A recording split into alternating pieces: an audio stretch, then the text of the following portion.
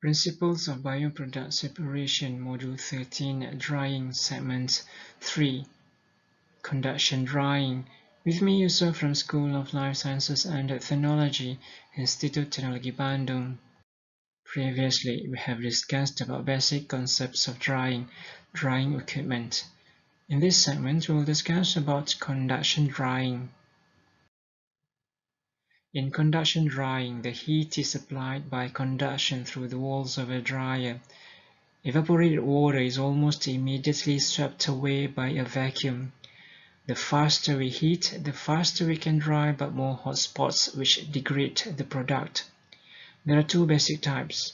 First is freeze drying, where solids are placed on the trays heated through the bottom of the tray. Second type is the tumble dryer, where solids are tumbled inside the drum, which is warm from the outside. In analyzing tray drying, we want to calculate the water in the solids as a function of time. The model for this calculation, as shown in the right figure, is applicable to tray drying as well as freeze drying. Heat is conducted through the bottom of the tray into the wet or frozen solids. At some position Z within the solids, the water vaporizes and then rapidly removed. This implies that below Z, the solids are wet, and above Z, the solids are dry. The position Z begins at the upper surface of the solids and moves downward through the solids as the drying proceeds. This model implies that both free and bound water cannot move within the solid. Finding the amount of water left is thus equivalent to finding Z. To do so, we first recognize that the interface between the wet and dry regions moves relatively slowly. As a result, the heat key conducted from the bottom of the pan to this interface is approximately the steady-state value, as shown in equation 10.